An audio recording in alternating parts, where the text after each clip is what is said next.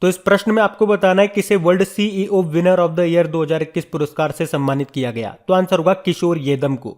तो सबसे प्रमुख सी स्तरीय कार्यकारी पुरस्कारों ने किशोर कुमार येदम को वर्ष 2021 का वर्ल्ड सीईओ विजेता के रूप में चुना है। ये किशोर कुमार येदम ये एफएसएस के एमडी हैं। एफएसएस मतलब फेडरल सॉफ्ट सिस्टम्स। ये हैदराबाद में स्थित एक software development and services company है।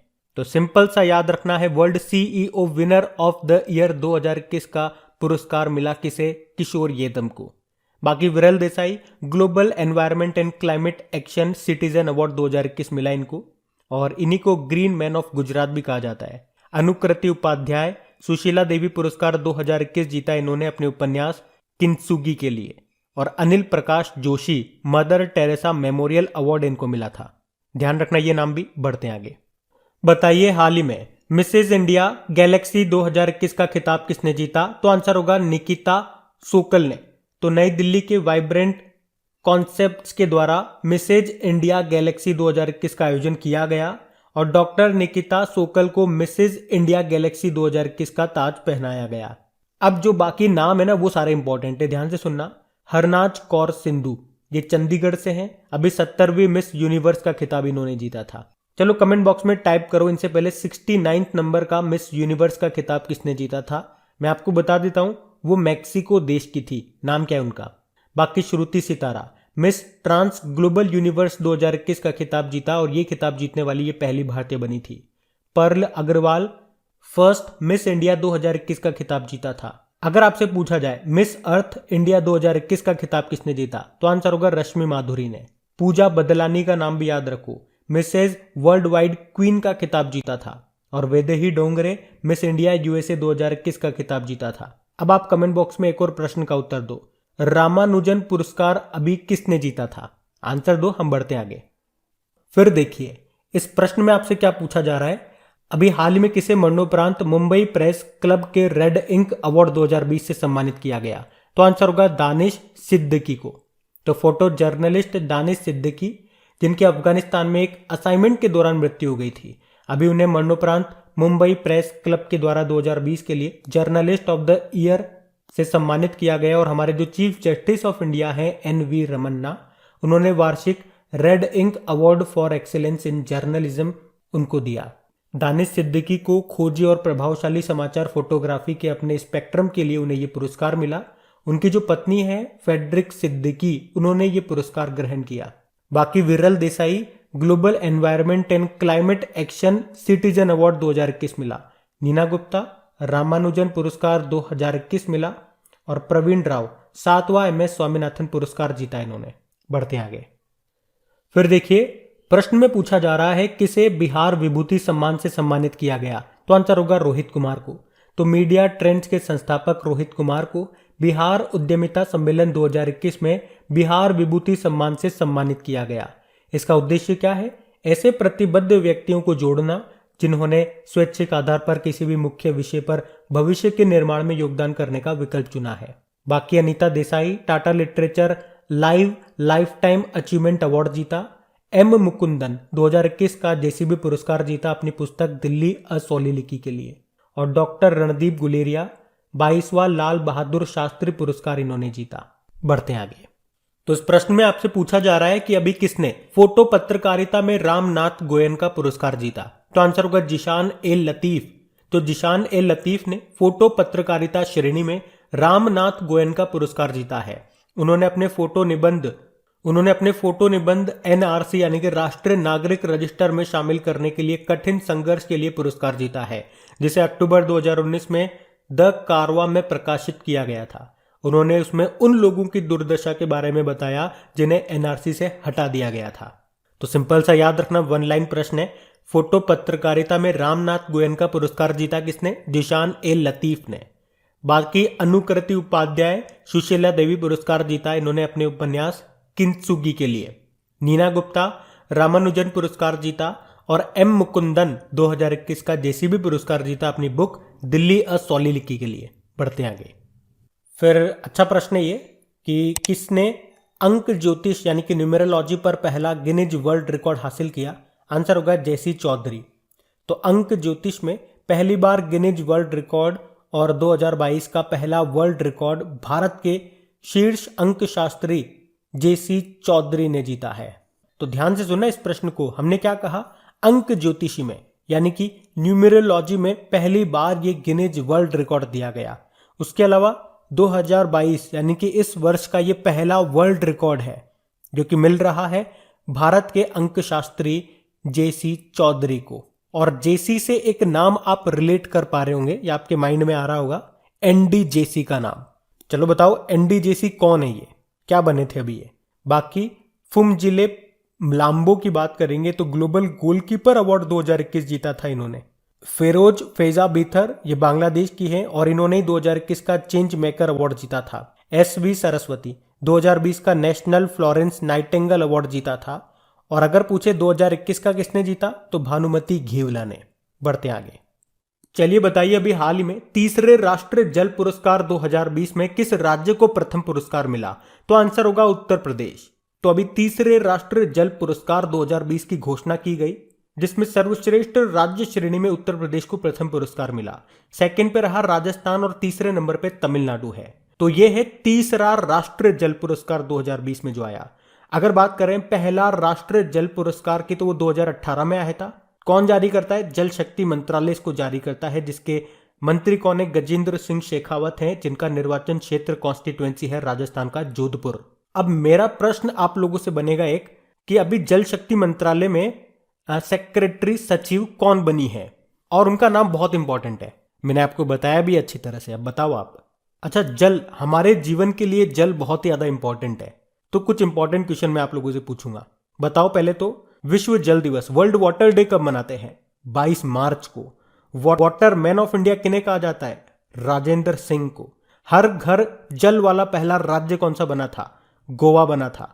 केंद्र सरकार का हर घर जल का लक्ष्य कब तक का है? 2022 तक का।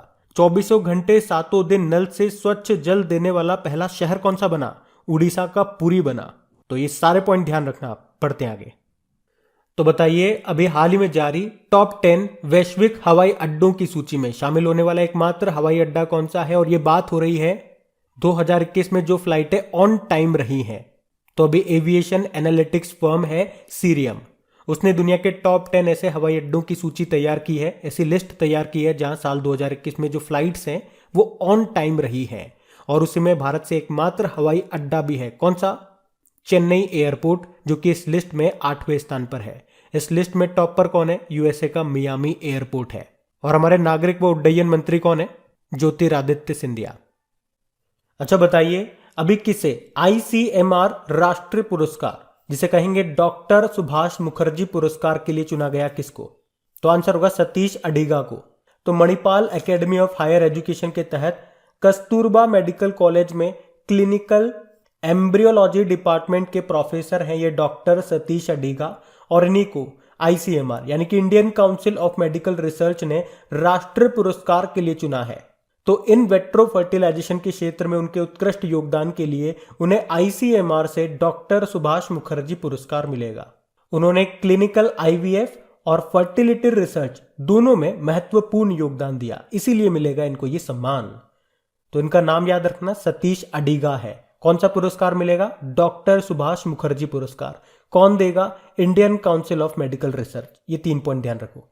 बाकी जेसी चौधरी, ये भी इंपॉर्टेंट नाम है, बहुत इंपॉर्टेंट नाम है, क्योंकि इन्होंने न्यूमेरोलॉजी यानी कि अंक ज्योतिषी में पहली बार यानी कि पहला गिनीज वर्ल्ड रिकॉर्ड हासिल किया है। और जिशान ए लतीफ फोटो पत्रकारिता में रामनाथ गोयनका पुरस्कार मिला। विरल Desai global environment and climate action citizen award 2021 मिला इन्हें। बढ़ते आगे। अच्छा बताइए अभी किसे 12वें भारत रत्न डॉक्टर अंबेडकर पुरस्कार 2022 से सम्मानित किया गया? तो आंसर होगा हर्षाली मल्होत्रा को। तो आपको याद होगा 2015 में एक फिल्म आई थी बजरंगी भाईजान, तो उसमें एक नन्ही सी बच्ची थी, उनका नाम था हर्षाली मल्होत्रा। तो अभी उन्हीं को 12वें भारत रत्न डॉक्टर अंबेडकर पुरस्कार 2022 से सम्मानित किया गया है। तो फिल्म में उनके सराहनीय प्रदर्शन और भारतीय सिनेमा के क्षेत्र में योगदान के लिए उन्हें महाराष्ट्र के जो राज्यपाल हैं, गवर्नर है भगत सिंह कोश्यारी, उन्होंने ये पुरस्कार दिया है। तो नाम याद रखना। बाकी सतीश अडिगा, आईसीएमआर ने डॉक्टर सुभाष मुखर्जी पुरस्कार दिया था, जेसी चौधरी, हमने पढ़ा था अंक ज्योतिषी यानी कि न्यूमरोलॉजी में पहला गिनीज वर्ल्ड रिकॉर्ड जीता इन्होंने।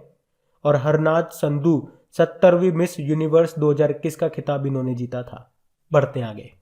अच्छा फिर बताइए, अभी मिसेज वर्ल्ड 2022 का खिताब किसने जीता? तो आंसर होगा शाइलिन फोर्ड ने। तो अमेरिका की शाइलिन फोर्ड है ये जिन्होंने मिसेज वर्ल्ड 2022 का खिताब जीत लिया है। अच्छा यहां से एक और अच्छा प्रश्न बनता है, नवदीप कौर पूछा जाए मिसेज वर्ल्ड 2022 में बेस्ट नेशनल कॉस्ट्यूम का अवार्ड किसने जीता? तो आंसर होगा नवदीप कौर ने। इन्होंने कुंडलिनी चक्र ड्रेस के लिए ये मिसेज वर्ल्ड 2022 में बेस्ट ड्रेस कॉस्ट्यूम टाइटल जीता है। ये उड़ीसा के राउरकेला की रहने वाली है। अच्छा बाकी अभी 70वीं मिस यूनिवर्स का खिताब किसने जीता था? हरनाज कौर संधू ने जीता था। बाकी श्रुति सितारा मिस ट्रांस ग्लोबल यूनिवर्स 2021 का खिताब जीतने वाली पहली भारतीय बनी थी। और मिस अर्थ इंडिया 2021 का खिताब जीता था रश्मि माधुरी ने। मिसेज वर्ल्ड वाइड क्वीन का खिताब जीता था पूजा बदलानी ने। और मिस इंडिया यूएसए 2021 का खिताब जीता था वेदेही डोंगरे ने। अच्छा मिसेज इंडिया गैलेक्सी 2021 का खिताब किसने जीता था? निकिता सोकल ने। तो ये नाम भी ध्यान रखना, पड़ते आगे। अच्छा बताइए, हाल ही में किस देश के पूर्व क्रिकेटर क्लाइव लॉयड को नाइटहुड सम्मान मिला? तो आंसर होगा वेस्ट इंडीज। तो वेस्ट इंडीज के पूर्व कप्तान है ये क्लाइव लॉयड, जिनको क्रिकेट के खेल के प्रति उनकी सेवाओं के लिए प्रिंस विलियम ने नाइटहुड सम्मान देकर के सम्मानित किया। और इसी के साथ इंग्लैंड के विश्व कप विजेता कप्तान इयॉन मॉर्गन को क्रिकेट के खेल के प्रति उनकी सेवाओं के लिए प्रिंस विलियम के द्वारा CBE यानी कि commander of the order of British empire से सम्मानित किया गया।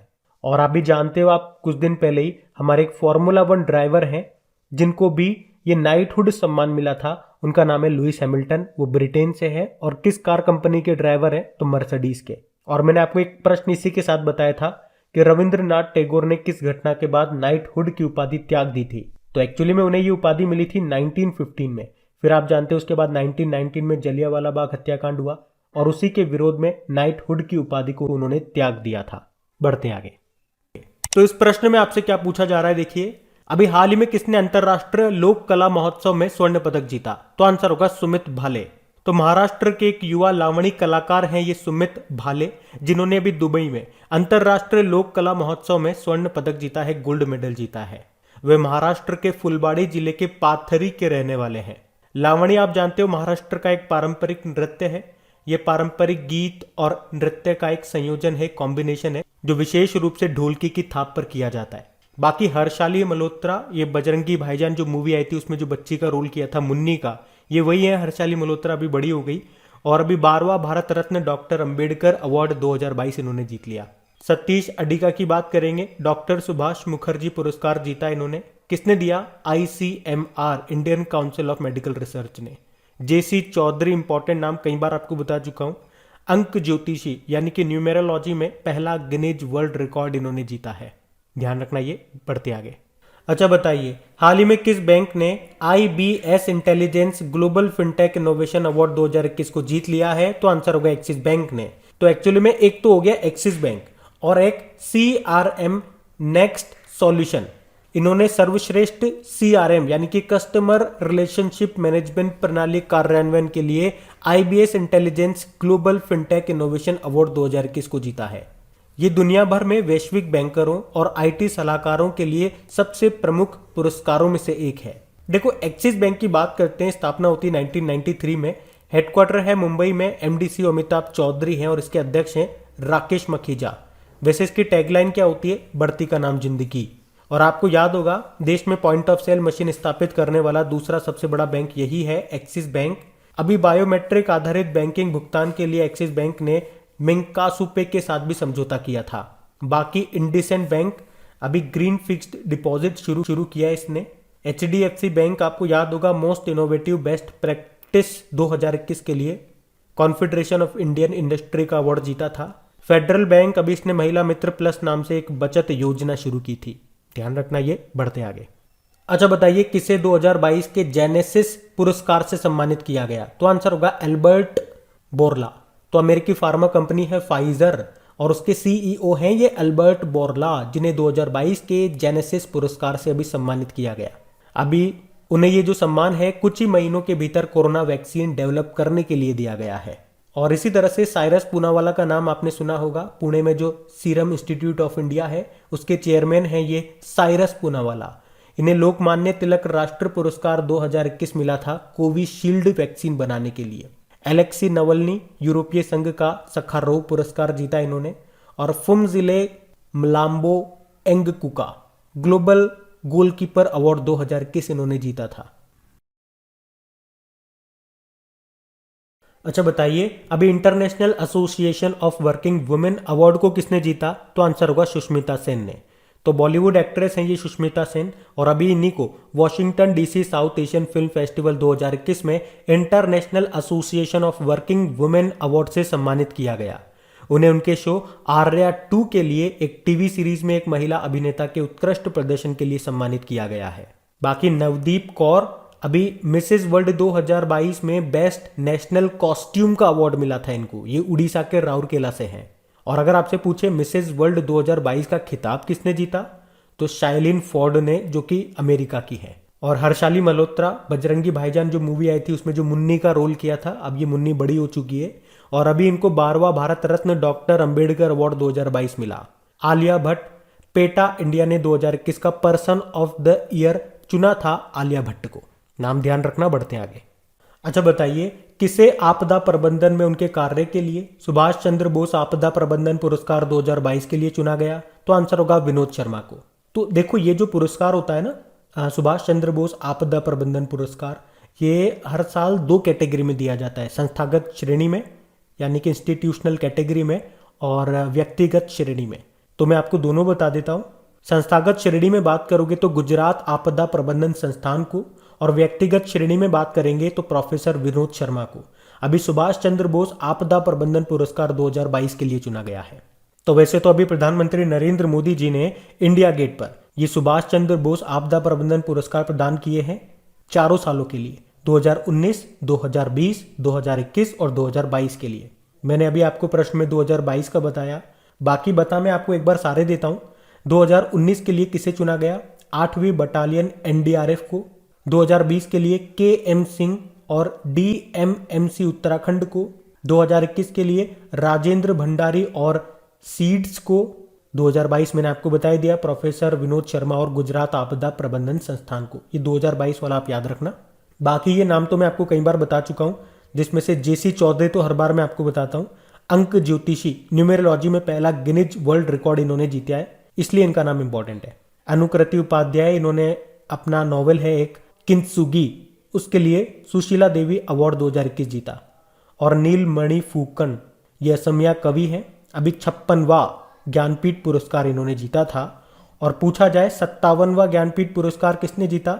दामोदर माउजो ने। ये कोंकणी उपन्यासकार है, ध्यान रखना ये भी। बढ़ते आगे। अच्छा बताइए, अभी हाल ही में किसे नेताजी अवार्ड 2022 से सम्मानित किया गया? तो आंसर होगा शिंजो अबे को। जापान के पूर्व प्रधानमंत्री हैं ये शिंजो अबे, जिनको अभी नेताजी रिसर्च ब्यूरो के द्वारा नेताजी पुरस्कार 2022 से सम्मानित किया गया। वैसे आपको याद भी होगा 2021 की बात है, शिंजो अबे को देश का दूसरा सर्वोच्च नागरिक सम्मान, जिसे आप कहते हो पद्म विभूषण, उससे भी सम्मानित किया गया था। ये जापान के सबसे लंबे समय तक रहने वाले प्रधानमंत्री भी हैं। अच्छा, नेताजी सुभाष चंद्र बोस की बात करेंगे तो अभी हमने इनकी कौन सी जयंती मनाई है? 125वीं। कब? 23 जनवरी को, जिस दिन हम पराक्रम दिवस के रूप में मनाते हैं। इसके अलावा मैं आपको बता दूं 1921 में नेताजी भारतीय राष्ट्रीय कांग्रेस में शामिल हुए थे, और उन्होंने ही स्वराज नाम से एक समाचार पत्र भी शुरू किया था। वैसे इन्होंने एक बुक भी लिखी है जिसका नाम है द इंडियन स्ट्रगल, और इन्होंने एक नारा भी दिया था, जय हिंद का नारा इन्होंने दिया था। और उनका एक प्रसिद्ध नारा तो आप जानते ही होंगे, तुम मुझे खून दो मैं तुम्हें आज़ादी दूंगा। और इसी के साथ नेताजी ने दिल्ली चलो का नारा देते हुए आजाद हिंद फौज के रूप में जाने जाने वाली एक सेना का भी निर्माण किया था। और अभी आपको याद ही है प्रधानमंत्री नरेंद्र मोदी ने इंडिया गेट पर नेताजी की होलोग्राम प्रतिमा का भी अनावरण किया, जिसकी ऊंचाई 28 फीट और चौड़ाई है 6 फीट। बाद में इसे ग्रेनाइट की मूर्ति से रिप्लेस कर दिया जाएगा। तो देखो, अवार्ड वाला प्रश्न है, तो अगर एग्जाम में आपसे पूछा जाए कि रामनाथ गोयनका पुरस्कार किसने जीता था फोटो जर्नलिज्म के लिए, जिशान ए लतीफ ने। अभी global environment and climate action citizen award 2021 किसने जीता था? विरल देसाई ने। और 2021 का रामानुजन पुरस्कार किसने जीता था? नीना गुप्ता ने। ध्यान रखना ये। बढ़ते हैं आगे। अब आपको बताना है, अभी जनवरी 2022 में 20वें ढाका अंतर्राष्ट्रीय फिल्म महोत्सव में एशियाई फिल्म प्रतियोगिता खंड यानी कि एशियन फिल्म कंपटीशन सेक्शन में भारत की किस फिल्म ने सर्वश्रेष्ठ फिल्म का पुरस्कार जीता? तो आंसर होगा कुजंगल। और इस फिल्म के डायरेक्टर का नाम क्या है? PS विनोद। इसके अलावा जयसूर्या को फिल्म सनी के लिए बेस्ट एक्टर का अवार्ड भी मिला है। और आपको बता दूं कुजंगल के बारे में कि ऑस्कर 2022 के लिए भारत की तरफ से ऑफिशियल एंट्री ये इसी फिल्म को दी गई थी। और इसी तरह से ऑस्कर 2021 में किस फिल्म को ऑफिशियल एंट्री मिली थी भारत की तरफ से? जल्लीकट्टू को। जल्लीकट्टू एक प्रतियोगिता भी है, एक खेल भी है, किस राज्य का? तमिलनाडु का। बाकी अगर पूछा जाए मॉस्को इंटरनेशनल फिल्म फेस्टिवल 2021 में किस मराठी फिल्म ने बेस्ट फॉरेन लैंग्वेज फीचर का अवार्ड जीता था? पगलिया। और 67th नेशनल फिल्म अवार्ड्स में बेस्ट हिंदी फिल्म का अवार्ड मिला था छिछोरे को। और 66th फिल्म फेयर अवार्ड में बेस्ट फिल्म का अवार्ड मिला था थप्पड़ मूवी को। ध्यान रखना ये। बढ़ते आगे। अच्छा बताइए, ऑस्कर 2022 के लिए किस भारतीय फिल्म को शॉर्टलिस्ट किया गया? तो आंसर होगा जय भीम और मराक्कर को। तो भारतीय मूवी है जय भीम और मराक्कर, इनको ऑस्कर 2022 के लिए आधिकारिक तौर पर शॉर्ट लिस्ट किया गया है। और वैसे ये पहली बार नहीं है, इससे पहले भी 3 भारतीय फिल्मों को ऑस्कर के लिए शॉर्ट लिस्ट किया जा चुका है। कौन कौन सी? मदर इंडिया, सलाम बॉम्बे और लगान मूवी को। और आपको बता दूं ये जो मराक्कर मूवी है इसे ग्लोबल कम्युनिटी ऑस्कर अवार्ड 2021 के लिए भी शॉर्ट लिस्ट किया गया था। और इस साल जो ऑस्कर होने वाले हैं वो इसका कौन सा एडिशन है, संस्करण है? 94th नंबर का। और पिछले साल जो ऑस्कर हुए थे वो 93rd नंबर के थे। उसमें भी आपको 4 पॉइंट तो याद रखने ही रखने हैं। एक तो बेस्ट फिल्म का अवार्ड मिला था नॉमैडलैंड को, बेस्ट एक्टर का अवार्ड मिला था एंथोनी हॉपकिंस को द फादर मूवी के लिए, बेस्ट एक्ट्रेस का अवार्ड मिला था फ्रांसिस मैकडॉर्मेंड को नॉमैडलैंड मूवी के लिए, और बेस्ट डायरेक्टर थी क्लोए झाओ नॉमैडलैंड मूवी के लिए। ध्यान रखना ये। बढ़ते आगे। अच्छा, अभी कितने बच्चों को प्रधानमंत्री राष्ट्रीय बाल पुरस्कार 2022 से सम्मानित किया गया? तो आंसर होगा 29 को। और इन विजेताओं में 15 लड़के हैं और 14 लड़कियां शामिल हैं। और ये जो प्रधानमंत्री राष्ट्रीय बाल पुरस्कार है ये भारत सरकार के द्वारा 6 श्रेणियों में असाधारण क्षमताओं और उत्कृष्ट उपलब्धियों वाले बच्चों को दिए जाते हैं। इस पुरस्कार में कितने की? 1 लाख रुपए की नगद पुरस्कार राशि भी दी जाती है। ध्यान रखना ये। बढ़ते आगे। अच्छा बताओ, अभी गणतंत्र दिवस 2022 के अवसर पर कुल कितने पुलिस कर्मियों को वीरता के लिए पुलिस पदक सहित राष्ट्रीय पदक से सम्मानित किया गया? तो आंसर होगा 939। और जिसमें भी मैं आपको बता दूं जम्मू कश्मीर के पुलिस कर्मियों को सबसे ज्यादा पदक मिले हैं, 115 पुलिस पदक मिले हैं। इसके बाद CRPF को 30 मिले हैं, छत्तीसगढ़ पुलिस को 10 मिले, उड़ीसा पुलिस को 9 मिले, महाराष्ट्र पुलिस को 7 मिले। तो सबसे ज्यादा किसको मिले? जम्मू कश्मीर पुलिस को।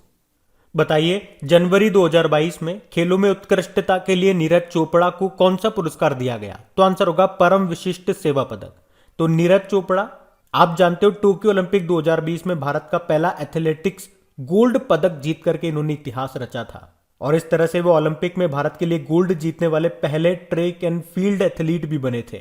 जबकि निशानेबाज अभिनव बिंद्रा के बाद व्यक्तिगत रूप से ओलंपिक में गोल्ड जीतने वाले दूसरे भारतीय बने थे। और उन्होंने खेलों में उत्कृष्टता के लिए 2020 में विशिष्ट सेवा पदक प्राप्त किया था और अभी उन्हें परम विशिष्ट सेवा पदक से सम्मानित किया गया। अच्छा, डेली करंट अफेयर्स आप लोग पढ़ते होंगे। अभी पद्म पुरस्कारों की घोषणा की, हम आगे भी पढ़ेंगे। आपको बताना है नीरज चोपड़ा को कौन सा सम्मान मिला है, पद्म भूषण, विभूषण या पद्मश्री। हम बढ़ते हैं आगे। फिर बताइए, हाल ही में किसे भारतीय तटरक्षक बल में उनकी विशिष्ट सेवा के लिए राष्ट्रपति तटरक्षक पदक से सम्मानित किया गया? तो आंसर होगा मनीष विशाल पाठक को। तो अभी मनीष विशाल पाठक को जनवरी 2022 में भारतीय तटरक्षक बल में उनकी विशिष्ट सेवा के लिए राष्ट्रपति तटरक्षक पदक से सम्मानित किया गया। अच्छा, वैसे हमारे इंडियन कोस्ट गार्ड के 24वें प्रमुख अभी कौन बने थे? वीरेंद्र सिंह पठानिया। और इंडियन कोस्ट गार्ड की पहली महिला DIG कौन बनी थी? नुपुर कुलश्रेष्ठ। बाकी अगर आपसे पूछा जाए कि अभी भारत की पहली UNDP यानी कि united nation development programme youth climate champion कौन बनी? प्राजक्ता कोहली आंसर होगा। बताओ, अभी ICMR यानी कि Indian council of medical research ने किसे डॉक्टर सुभाष मुखर्जी पुरस्कार दिया? सतीश अडिगा को। और अभी 7वां डॉक्टर MS स्वामीनाथन पुरस्कार किसने जीता था? V प्रवीण राव ने। ये नाम भी ध्यान रखना, बढ़ते आगे। अच्छा, बहुत ज्यादा इंपॉर्टेंट क्वेश्चन है, तो क्या है, हाल ही में कितने व्यक्तियों को पद्म विभूषण सम्मान 2022 से सम्मानित किया गया? तो आंसर होगा इसका तो 4। और देखो, ये पद्म पुरस्कार कब दिए जाते हैं? हर साल 26 जनवरी को दिए जाते हैं। और हमारे देश का सर्वोच्च नागरिक सम्मान कौन सा है? भारत रत्न है। और इस साल ये किसी को भी नहीं दिया गया। फिर बात आती है पद्म पुरस्कारों की, तो इसमें आता है सबसे पहले पद्म विभूषण, फिर आता है पद्म भूषण, फिर आता है पद्मश्री।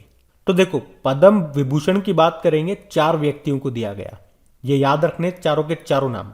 पद्म भूषण 17 को दिया गया, 17 में से जो इंपॉर्टेंट है मैं आपको बता दूंगा। और जो पद्मश्री है वो 107 लोगों को दिया गया, वो तो हम याद नहीं रख पाएंगे 107 तो उसमें भी जो महत्वपूर्ण है, जो बहुत ज्यादा महत्वपूर्ण है, वो मैं आपको बता दूंगा। फिर एक बार खुद से आप लिस्ट को जरूर से चेक कर लेना, उसमें भी अगर आपके अनुसार कोई नाम आपको इंपॉर्टेंट लगता है तो उसे जरूर ध्यान रखना, लेकिन लिस्ट एक बार जरूर से देख लेना। पहले बात करते हैं पद्म विभूषण की। किन 4 व्यक्तियों को मिला? तो प्रभा अत्रे, ये महाराष्ट्र से हैं, कला के क्षेत्र में मिला इनको। राधेश्याम खेमका, ये उत्तर प्रदेश से हैं, साहित्य और शिक्षा के क्षेत्र में मिला। मरणोपरांत मिला इनको जनरल बिपिन, ये भारत के पहले सीडीएस थे, चीफ ऑफ डिफेंस स्टाफ, आप जानते ही हो, अभी एक्सीडेंट हो गया था, इनका निधन हो गया। ये उत्तराखंड के थे, सिविल सर्विस कैटेगरी में मिला इनको।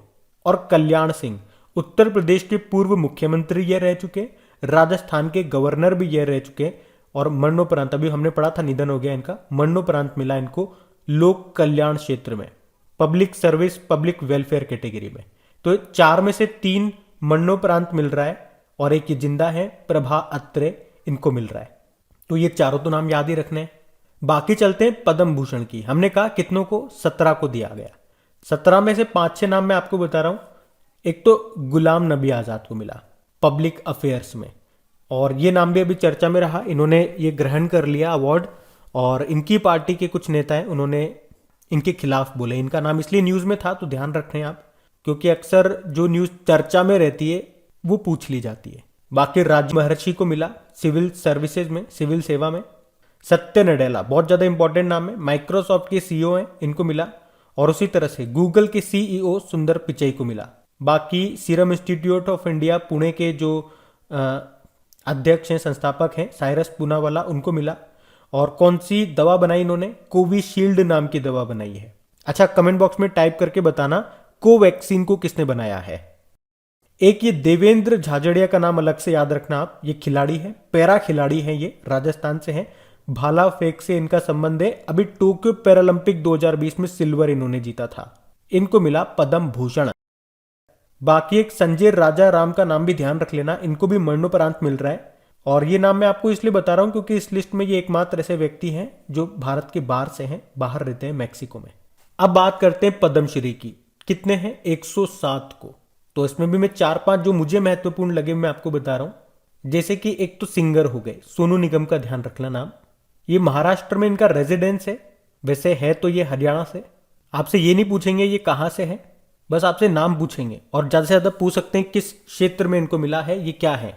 क्योंकि इसी तरह से आप देखोगे प्रमोद भगत, तो जो लिस्ट आई हुई है उसमें इनका रेजिडेंस लिखा हुआ है उड़ीसा से, क्योंकि इनका वैसे जन्म से आप देखोगे तो ये बिहार से हैं।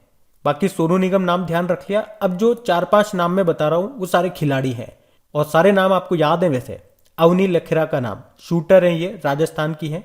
और राजस्थान ने आपको याद होगा बेटी बचाओ बेटी पढ़ाओ अभियान का ब्रांड एम्बेसडर भी बनाया था इनको। टोक्यो पैरालंपिक 2020 में गोल्ड जीता था इन्होंने। नीरज चोपड़ा ने भी गोल्ड जीता था टोक्यो ओलंपिक 2020 में। इनका संबंध है भाला फेंक से, ये हरियाणा से है। कितनी दूर भाला फेंका था?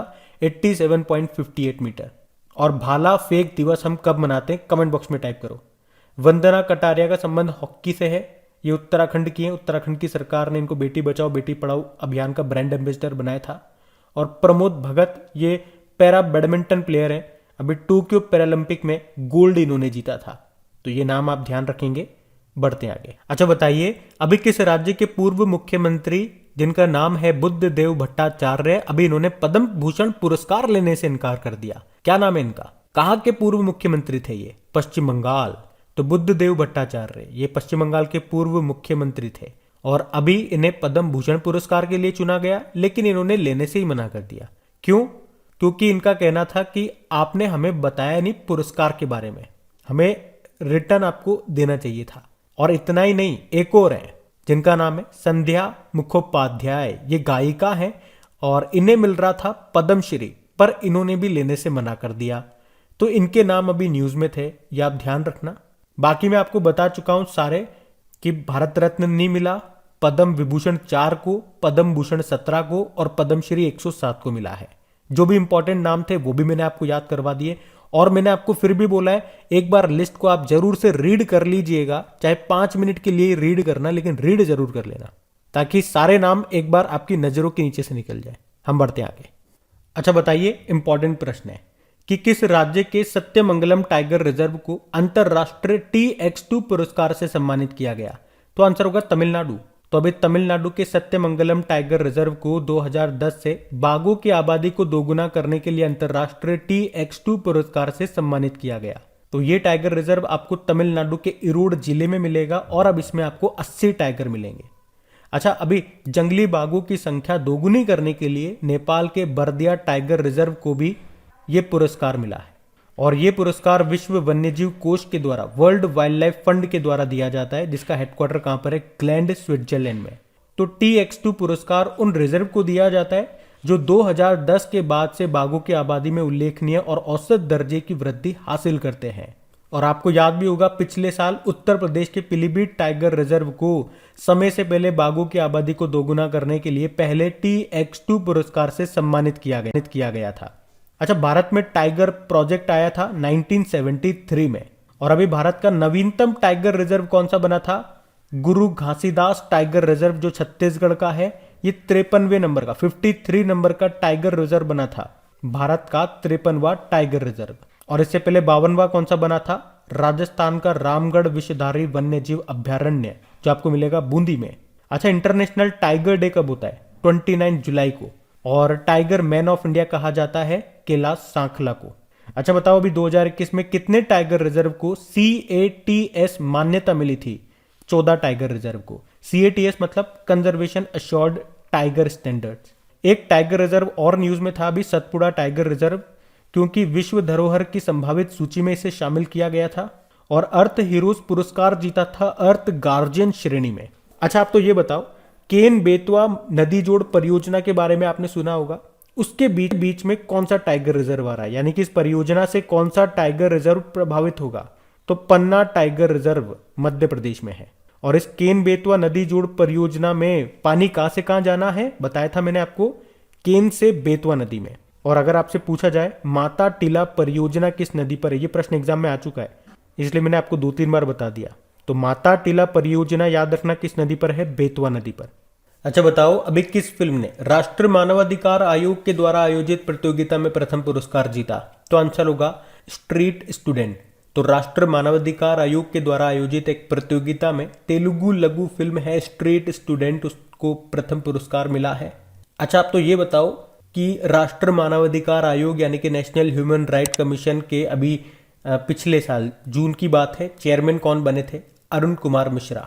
और अभी आपको याद होगा, जनवरी में 20वें ढाका इंटरनेशनल फिल्म फेस्टिवल में एशियाई फिल्म प्रतियोगिता खंड में सर्वश्रेष्ठ फिल्म का पुरस्कार किसने जीता था? तो आंसर होगा कुझांगल ने। और अभी नवंबर 2021 में ही जो 52वें international film festival of India का आयोजन हुआ था गोवा में, उसमें जापानी फिल्म है रिंग वॉन्डरिंग, उसने गोल्डन पिकॉक अवार्ड जीता था। और जो छठे ब्रिक्स फिल्म फेस्टिवल 2021 हुए थे, उसमें साउथ अफ्रीका की फिल्म है बराकत और रशियन फिल्म है the sun above me never sets, इसने बेस्ट फिल्म का अवार्ड जीता था। बाकी मैंने आपको बताए थे 93rd नंबर के जो ऑस्कर हुए थे 2021 में, उसमें बेस्ट फिल्म का अवार्ड जीता था नॉमैडलैंड ने। बेस्ट एक्टर रहे थे Anthony Hopkins the father movie के लिए। बेस्ट एक्ट्रेस का अवार्ड जीता था फ्रांसिस मैकडॉर्मेंट नॉमैडलैंड मूवी के लिए। और बेस्ट डायरेक्टर कौन रही थी? क्लोए झाओ नॉमैडलैंड मूवी के लिए। ध्यान रखना, ये बढ़ते आगे।